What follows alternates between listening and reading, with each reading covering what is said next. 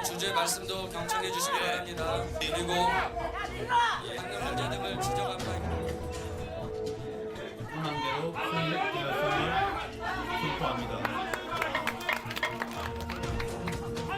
수립되었음을 선포합니다. 이렇게 공사장처럼 이렇게 하는 건 처음 봤는데.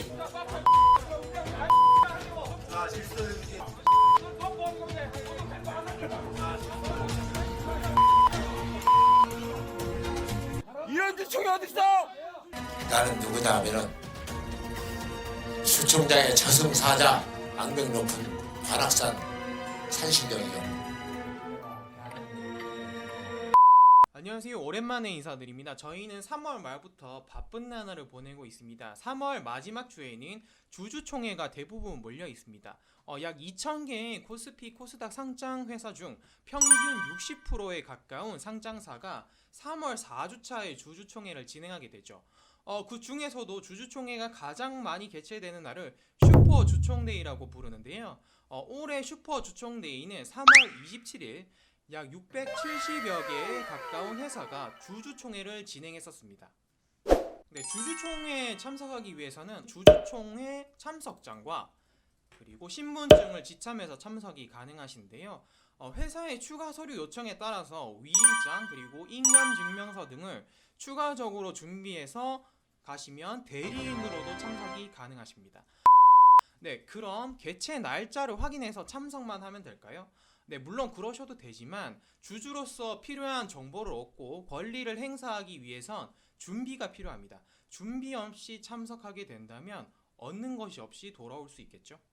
네, 기업 탐방에서도 마찬가지지만 주주들의 질문을 통해서 회사들은 이 주주가 우리 회사에 대해서 많이 알고 관심이 있구나 하는 걸 직감적으로 캐치하게 됩니다. 관심 있는 주주에게 상세한 설명을 해주는 게 당연하겠죠. 그래서 이번 시간에는 주주총회에서 주요하게 진행되는 의결안에 대해서 알아보고 여러분들이 눈여겨봐야 할 부분들에 대한 팁을 직접 준비한 기업들의 사례를 통해서 알아보도록 하겠습니다. 네, 주주총회에서 가장 먼저 의결이 이루어지는 것이 무엇일까요? 네, 바로 재무제표 승인입니다. 한 해 동안 회사가 사업을 진행한 성적표를 주주들에게 보고하는 것이죠. 주주총회 전에 전자공시 시스템을 통해 사업 보고서가 공시된 경우에는 미리 사업 내용을 확인하시고, 특히 비상장 회사 같은 경우에는 공시 의무가 해당되지 않는 기업들이 많기 때문에 주주총회 20분에서 30분 일찍 도착하셔서 미리 재무제표를 확인하시고 특이사항들을 미리 확인하는 절차가 필요하겠습니다. 짧은 시간에 특이사항을 발견하기 위해서는 미리 회사에 대한 어느 정도 분석이 된 상태여야겠죠. 기업 분석에 대한 큰 카테고리는 2020년 2월 28일 위세하이텍 소개 영상에서 간략하게 설명한 걸 참조하시고, 기업별 포인트는 매주 업로드되는 신규 상장 기업 소개 영상을 참조해 주시면 될 것 같습니다. 제가 이번에 주총 참석 전에 실제로 활용했던 예시를 보시면서 좀 더 설명을 드리면 이해가 쉬우실 것 같습니다. 여기 보시면 왼쪽에 사례 1 기업은 국내외 포토프린터 시장을 선도하고 있는 비상장 기업인데요. 수출 비중이 약 95% 이상으로 대부분의 매출이 해외에서 이루어지고 있는 기업인 걸 확인해서 코로나19로 인한 환율 급변동에 대한 회사 대응 방안 등을 확인했었습니다. 그리고 오른쪽에 보이는 사례 2 기업은 바이오 신소재의 높은 기술력을 가진 회사이고요. 적자임에도 불구하고 2019년 토지 취득을 진행했었고요. 취득 목적과 활용 방안에 대해서 확인을 진행했었습니다. 네, 세 번째 사례 기업은 당해년 원재료 가격이 두세 배 상승한 것을 확인해 회사의 대응 방안에 대해서 확인을 진행했었습니다.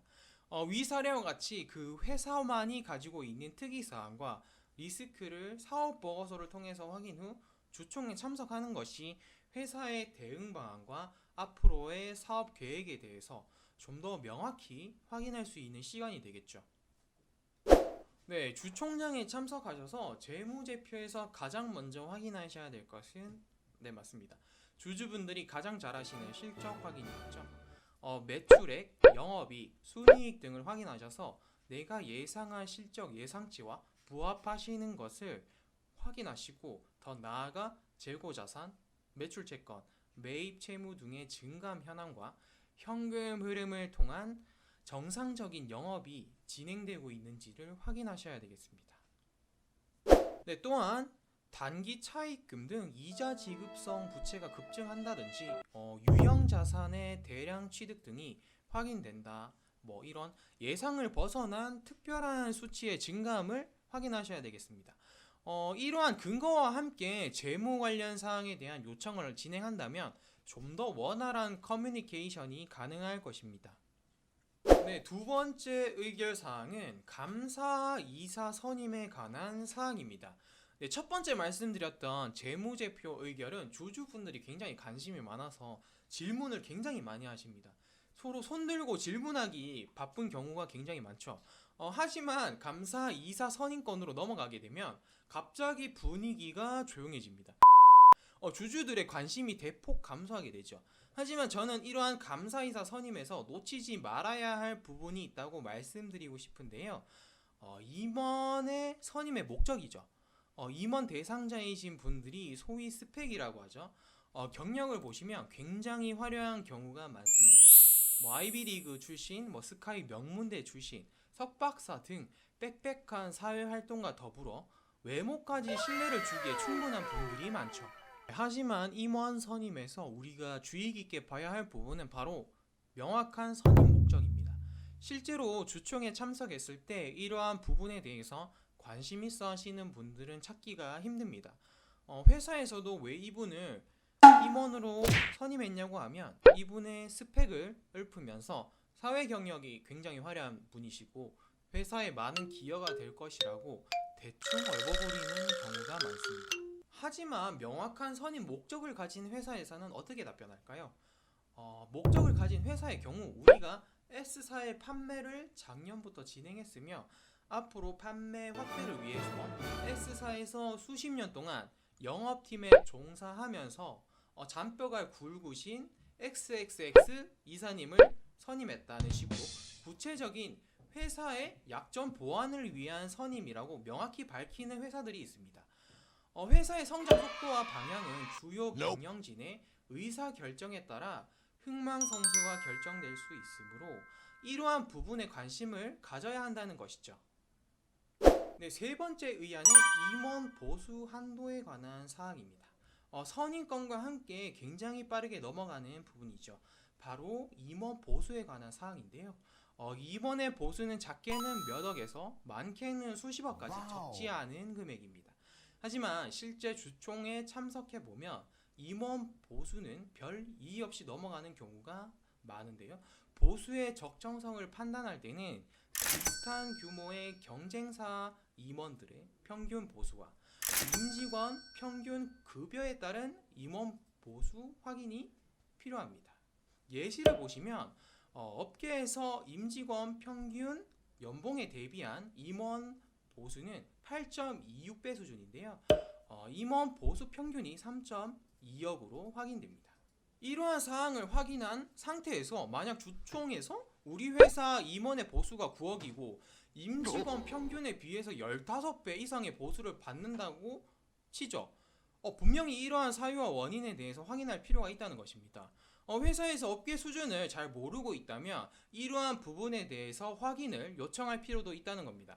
과도한 임원의 보수 책정은 임직원 관계에 좋지 않은 영향을 미칠 수도 있습니다. 네, 워렌 버핏의 스승인 필립 피셔가 쓴 위대한 기업의 투자라는 책에는 위대한 기업의 15가지 확인 항목이 있습니다. 그 조건에는 임직원들 간의 훌륭한 관계가 유지되고 있는가를 살피란 말이 있습니다. 물론 보수를 통해서 무작정 임직원 사이가 좋다 나쁘다를 단정 지을 수는 없겠죠.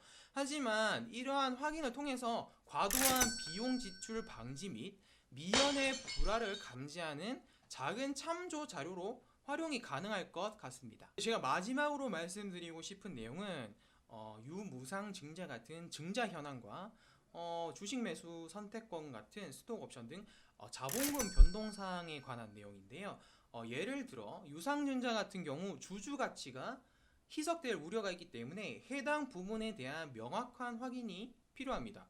유상증자라고 해서 주가가 무조건 하락하는 건 아니고 유상증자를 통해 사업의 확실한 성장이 예상되는 경우에는 오히려 주가의 급등이 일어날 수도 있습니다. 이러한 이벤트는 회사의 성장 과정 중 큰 변곡점이 되는 경우가 많습니다. 따라서 구체적인 목적과 계획을 확인하는 것이 중요하겠죠.